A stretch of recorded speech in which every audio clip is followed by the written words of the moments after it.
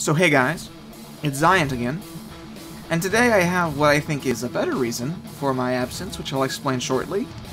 And at the risk of this becoming yet another update video, because I've done so many of those in the past videos, I'm going to simply say that I have a job now. And that job takes up so much of my time and energy that I don't have the energy or the time to play and put out videos. But because you don't come to hear me complain about my real life, you come to hear me talk about games and Battlefield and whatever it is, I thought I'd go ahead and do that. Today's topic is something of a controversy in the Battlefield community, and I'm talking specifically about snipers, which I'm trying to do here with the ACW-R.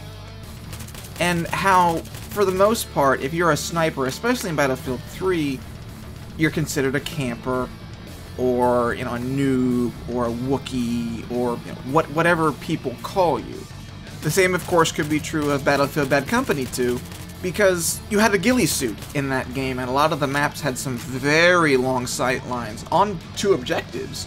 So you were but rewarded for playing as a Wookiee as long as you were sniping people off the objective and mortaring the MCOMs or the flags or whatever it was. Here in Battlefield 3, and also in Bad Company 2, like I said, the stigma is there that you don't want to be a sniper at the edges of the map, you know, picking people off at a distance. But that's probably primarily because it's a game. And in a game, when, especially a shooter, when you're killed without a discernible way to fight back, in the case of sniping, it's frustrating because that doesn't seem like it's not a fair fight. And it's not supposed to be. If I've got an M98B and I'm 1,000 meters away from you and I kill you with a headshot, I feel like that's fair because I took the time and the energy to line up that shot and kill you in a single hit.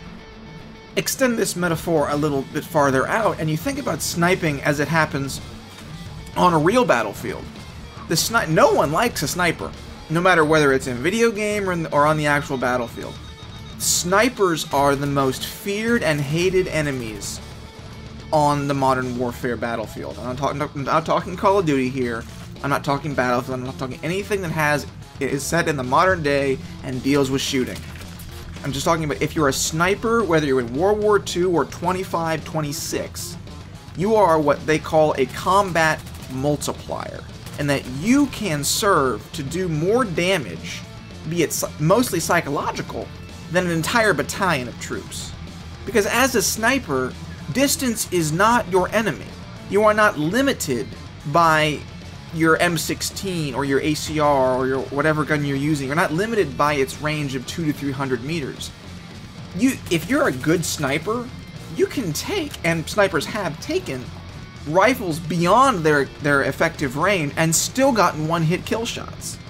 And the psychological impact of a sniper is not so easily conceived unless you've been on the receiving end of a sniper's field of view.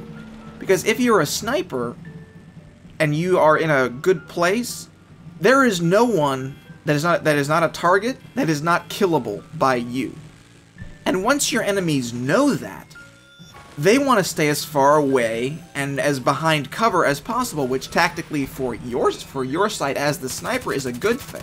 That's part of the point. When you have the ability to kill someone from over 1.5 miles away, what purpose is there for the small arms guys, the AK-47s and, you know, the M16s? What purpose do they have against fighting you? That there isn't one. Their job is simply to get the hell out of the way so that you don't kill them next. You might call sniping area denial. You're denying the enemy the ability to move around in a specific area because you've designated that area as a kill zone. If you're a bad guy and you are in that area at a specific time, the wrong time, you will, not might, will die. But in Battlefield, especially, where gun skill is prized and where the ability to outthink and outmaneuver your enemy is more valuable almost than raw talent, headshots from distance are considered luck much of the time. And of course then you have the quickscoping argument, which I'm not getting into. And when I think about a sniper sitting at the back of the map when I'm playing the game is well, he can't shoot worth beans. I hate playing against these kind of people. They just sit back and snipe. It's slow. But that's because Battlefield 3 is a game. And in the game, you want to be entertained. You want to be having fun. And being shot by an entire team who is sitting in their spawn, not trying to get any objectives, is not fun. However, I think in a game where gun skill and tactics are prized, you are the smart player who, if you know you don't have the high gun skill or the quick reflexes, you can sit back and snipe because that is what you are good at. Now, there's the argument that says, well, you're not really helping the objectives at all, and maybe that's true. It's especially hard to do now that there isn't a mortar strike that the recons can call in. That was one of the saving graces of that class in Bad Company 2, at least for me. Because you could still have an effectiveness close range, even when you were far away. If you could see the objective, and you'd already called in the mortar strike, you were fairly certain that you would get a few kills. Now, you might not save the objective, but it gives you a better cushion when it comes to protecting what your team is trying to accomplish.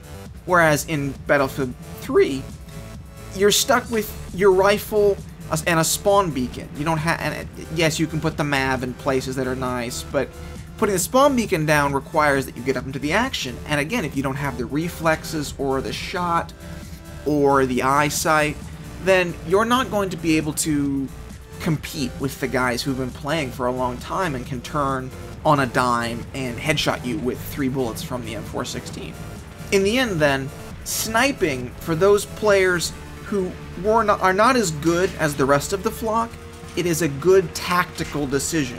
And like I've said before, it took me 3 months in a bush before I could put on the assault class and do some real work.